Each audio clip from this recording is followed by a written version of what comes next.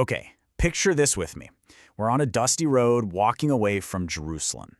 Imagine two friends. Their shoulders are slumped, their conversation is heavy. This whole scene comes from our source material today, and it's a story about how hope can, well, catch fire when you feel like everything has turned to ash. Just let that sink in for a second. In our absolute deepest moments of sorrow, the very presence we're desperate for might be walking right beside us and we don't even see it. That single idea, that's the key to unlocking this entire story. All right, so let's meet these two disciples. The devotional describes them leaving the city with slow feet and heavy hearts. I mean, they're not just sad, they are completely buried under this mountain of shattered expectations. Everything they had hoped for in a Messiah, a king, this whole revolution, it all just died on a cross a few days ago. And here's where it gets really important. These disciples, they're not ignorant. They have the facts. They've heard reports that the tomb is empty. It's like they have all the pieces of the puzzle right in front of them, but the pieces haven't formed a picture yet. They've got the information, but it hasn't become a revelation. They have the reports, but zero joy.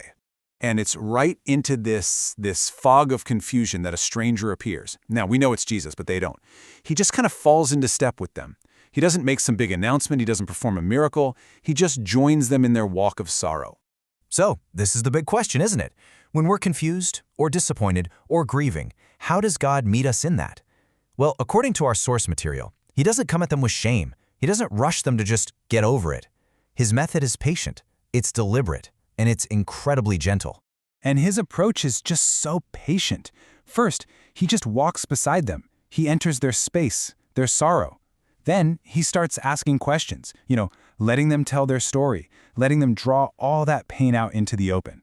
It's only then, once that wound is exposed, that he starts to bring the healing. He opens the scriptures, everything from Moses to the prophets, and completely reframes their entire story, showing them that, hey, suffering and glory, they were always meant to be part of the Messiah's journey.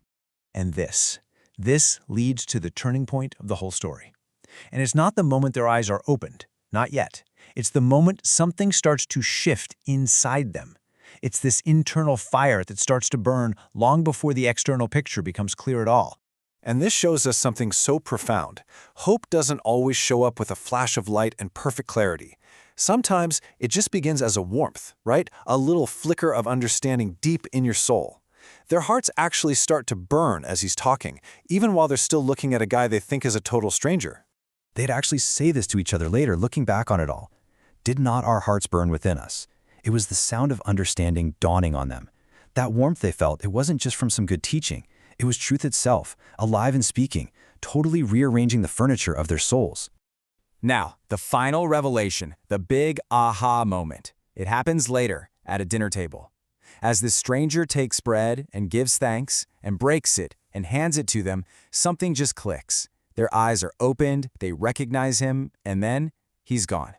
But that recognition, that's what changes everything. So, let's put this together. The Gospel of John gives us the fact of the empty tomb.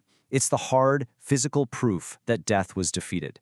And it's powerful, it's essential, but on its own, it can leave you just stunned and confused, exactly like these disciples. But Luke's story, this story, it adds something more. It adds the living voice of Christ himself interpreting it all. The devotional explains that the resurrection isn't just some random surprise. No, it's the fulfillment of God's entire story, and we need the risen Christ to explain what it all means. And this, right here, is what our source defines as living hope. It's not just that the tomb is vacant. It's the presence of the risen Christ coming near to us on our own roads of disappointment and personally making sense of our shattered expectations. It's an encounter, not just an event. So why does this 2,000-year-old story still matter so much to us? Well, because we all have our own roads to Emmaus. We all have those journeys marked by disappointment, where the facts of our faith just don't seem to connect with what we're feeling in our hearts.